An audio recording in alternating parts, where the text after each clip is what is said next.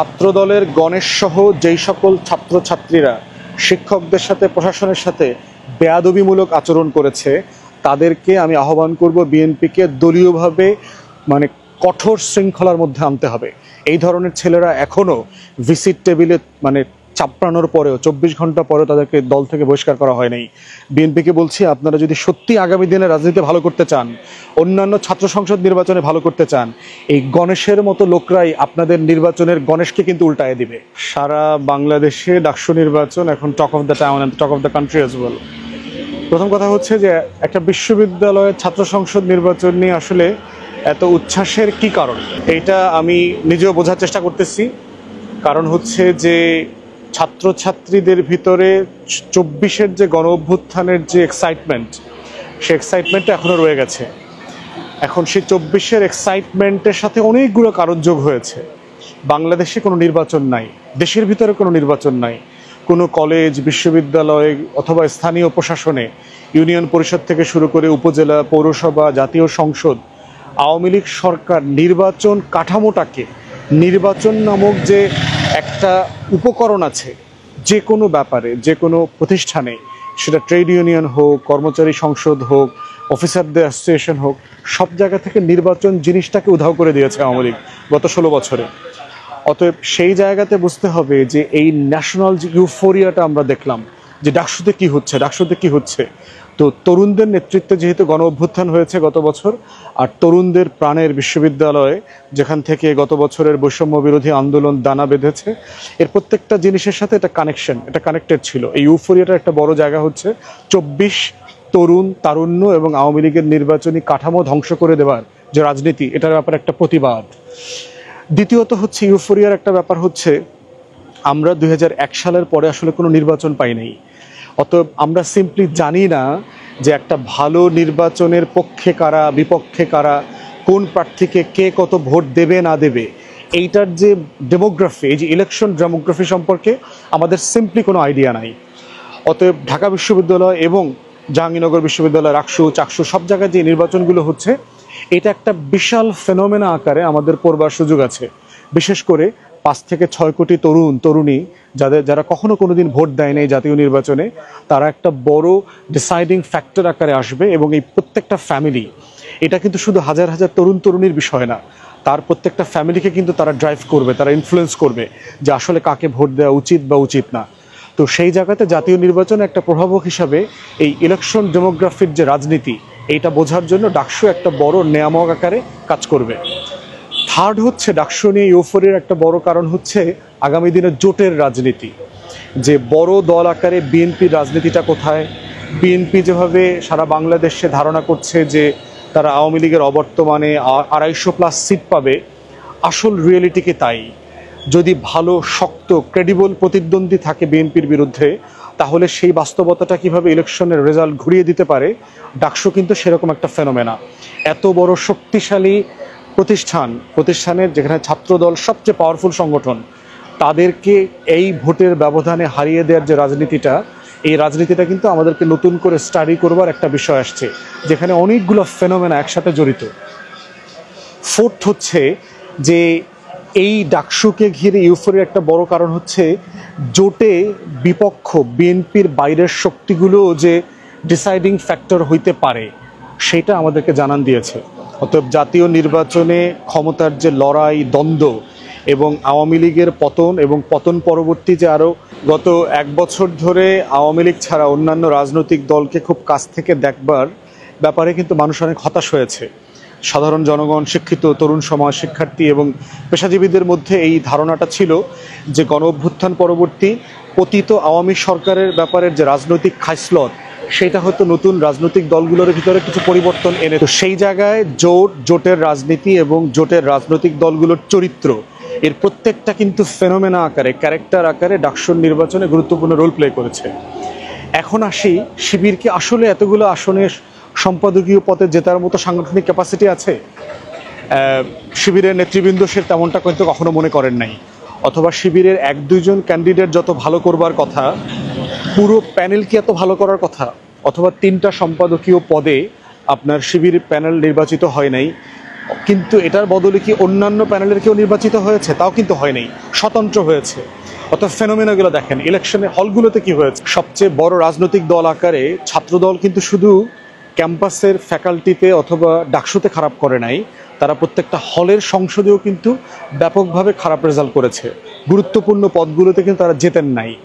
আবার জগন্নাথ হলের যে ফেনোমেনা, যে এর ভিতরে একটা ভেরি রেসিস্ট এবং একটা ধর্মবিদ্বেষী একটা ফোবিয়া টাইপের ভোটিং প্যাটার্ন আমরা দেখলাম, যেখানে বাম প্রার্থীরা ভালো করেছেন, যারা মানে কন্টিনিউয়াসলি শিবিরকে অথবা টু সাম এক্সটেন্ট যারা মাদ্রাসায় পড়েছে, যারা এনসিপির বাক্সাসের সমর্থিত প্যানেল, তাদেরকে যে ট্যাগিং করেছেন পাকিস্তানি বানানো, রাজাকার, মুক্তিযুদ্ধ, আওয়ামী লীগের সেই বয়ানকে ফিরিয়ে নিয়ে আসছেন, তারা আবার ওখানে ভালো করেছেন। তো সব মিলিয়ে শিবির জেতার অনেকগুলো কারণ এখানে ফ্যাক্টর, এবং আমি মনে করছি যে অনেকগুলো প্রোটেস্টের যোগফল হয়েছে এখানে।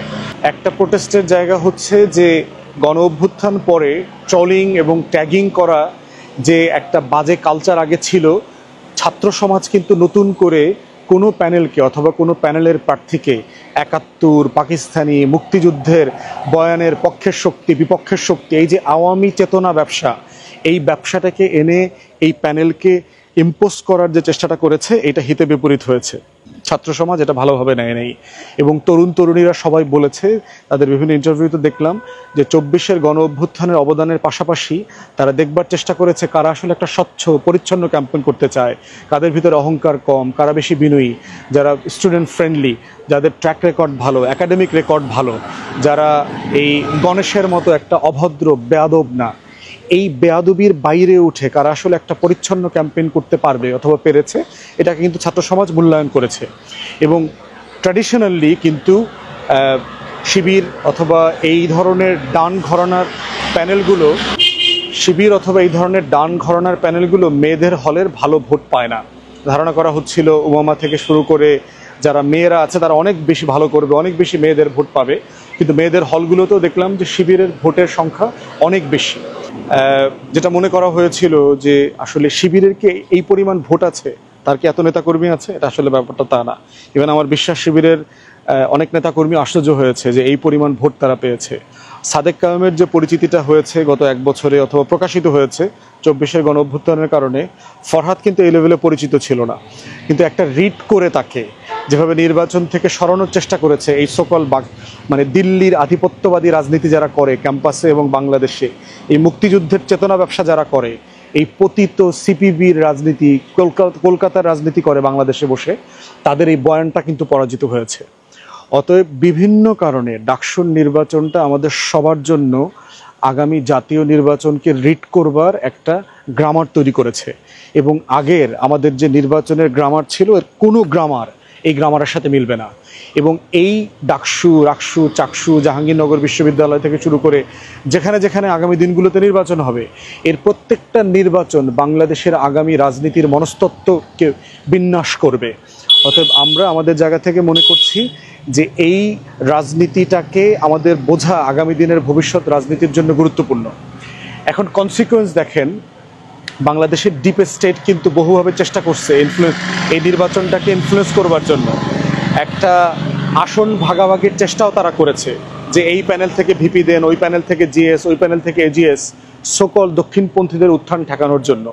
এবং আমরা দেখতে পাচ্ছি যে বাংলাদেশের সকল যে 111-এর কুশীলব, এই বাম, কলকাতা দিল্লির বুদ্ধিজীবী, গণমাধ্যম, পত্রিকা এবং এই বাম ঘরানার যে সুশীল সমাজ আছে, তারা প্রচণ্ড নার্ভাস হয়ে গেছে। তারা বোধ করছে তাদের যে মুক্তিযুদ্ধ ব্যবসা, তাদের যে দিল্লির আধিপত্যবাদ কায়েমের যে ব্যবসা, এই ব্যবসাটার পতন হয়েছে, এই ব্যবসাটার বয়ানটা পরাজিত হয়েছে। এর মানে কি এই তরুণ সমাজ বাংলাদেশের অস্তিত্ব, স্বাধীনতা, মুক্তিযুদ্ধ, ৭১-কে ছোট করে দেখছে? মোটেই না। তারা কি ২৪-কে ছোট করে দেখছে? তাও না। কিন্তু এটাই হচ্ছে একটা গ্রামার, এবং এই গ্রামারটাকে আমরা বলছি বাংলাদেশপন্থী রাজনীতি, এবং এই বাংলাদেশপন্থী রাজনীতিটাই হচ্ছে আগামী দিনের বক্তব্যের বড় জায়গা। শিবিরের কি আসলে খুব উল্লসিত হওয়ার ব্যাপার আছে অথবা ইসলামপন্থীদের? আমি মনে করি না যে এইখানে আসলে জামাত শিবির তার ডক্ট্রিনের রাজনীতির কোনো সফলতা দেখাতে পেরেছে, ব্যাপারটা এরকম না। এখানে অনেকগুলো না, আমি তাকে চাই না এই কারণে, আমি তাকে চাই না এই কারণে, আমি তাকে অপছন্দ করি এই কারণে, আমি তাকে ঘৃণা করি এই কারণে, আমি তার দ্বারা নিরাপত্তাহীন হতে পারি, আমি তার এই সন্ত্রাস পছন্দ করি না, এই যে অনেকগুলো নেগেট করা, এই নেগেট করবার পরে এর থেকে ভালো অপশন শিক্ষার্থীদের কাছে আসলে আর ছিল না। তো এই অপশনটা জাতীয় নির্বাচনেও আসবে। যারা বড় দলের বিপক্ষে ভালো, সৎ, সজ্জন, দায়িত্ব অনুভূতি আছে এমন মানুষদেরকে আপনার কন্টেস্টে দিতে পারবেন, তাদের জিতে আসার একটা সম্ভাবনা আছে। অতএব এই রাজনীতিটা কোনো মতাদর্শিক বিজয়ের রাজনীতি না।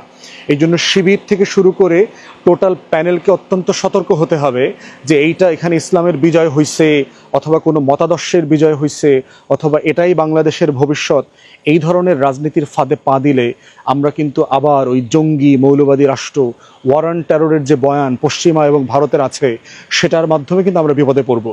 এবং 1 থেকে 6কে মনে করিয়ে দিচ্ছি, বিএনপি জামাত ক্ষমতায় আসার পরে, জামাতের 2 জন মন্ত্রী হওয়ার পরে এই যে ওয়ার অন টেররের ডিসকোর্স, বাংলাদেশের জঙ্গি নাটক, মৌলবাদের নাটক যেটা দিল্লি অর্কেস্ট্রেট করেছে, ঢাকা বিশ্ববিদ্যালয়ে শিবিরের এই বিজয়, যেটা আসলে ইসলামের বিজয় আকারে ব্যাপার দেখার সুযোগ নাই, যেটা ইসলামপন্থীদের বিজয় আকারে দেখার সুযোগ নাই, কিন্তু যদি সেটাকে সেভাবে দেখবার চেষ্টা করে জামাত শিবিরের এই বৃহৎ বলয়, তাহলে বাংলাদেশ এবং এই দলগুলোর কিন্তু বিপদ আছে। 2001 থেকে 6-এর পরের যে বিপজ্জনক রাজনীতি তাদেরকে লগি বৈঠা থেকে শুরু করে গত 16 বছরে ফেস করতে হয়েছে, তাদের উপরে এরকম খড়গ নেমে আসবে। তাই বিজয়ী প্রার্থীদেরকে বলছি, কাউকে এক্সক্লুড করা, কোনো মতাদর্শিক রাজনীতি, সুশীল, বাম যাদেরকে পছন্দ করা হয় না তাদের জায়গা থেকে তাদের স্পেসকে যেন মানে সংকীর্ণ করা না হয়, তাদের স্পেসকে যেন ছোট না করা হয়। ক্যাম্পাসের সবাই যার যার জায়গা থেকে, সেটা ইসলাম বিদ্বেষী হোক, সেকুলার হোক, যে যে রাজনীতি করতে চায় তাকে রাজনীতি করার অধিকার দিতে হবে। তাকে বয়ান দিয়ে, যুক্তি দিয়ে, তর্ক দিয়ে পরাজিত করতে হবে, তাকে শক্তি দিয়ে না। অতএব সেটা করলে কিন্তু বাংলাদেশ বিপদে পড়বে, তাদের রাজনীতিও বিপদে পড়বে। তাই মোটা দাগে ডাকসুর নির্বাচনটা আসলে আমাদেরকে অনেকভাবে মানে মানে দেখবার সুযোগ করে দিয়েছে এবং এটা নিয়ে আরও অনেক পর্যালোচনা করবার সুযোগ আমাদের সামনে আসবে, আমরা সেটা নিয়ে কথা বলবো। বাট আপাতত মনে করতেছি যে সব পক্ষ নির্বাচনের ফলাফল মেনে নেওয়া দরকার, কারণ নির্বাচন যথেষ্ট পরিমাণ সুষ্ঠু হয়েছে। এবং আরেকটা গুরুত্বপূর্ণ হচ্ছে 78% উপরে বেশি ভোট পড়েছে, যেটা বাংলাদেশের ইতিহাসের অন্যতম একটা বিরল ঘটনা। যারা প্রায় আমাদেরকে প্রশ্ন করে আওয়ামী লীগ ছাড়া কি নির্বাচন হবে, জাতীয় পার্টি ছাড়া কি নির্বাচন হবে, ডাকসু তার প্রমাণ।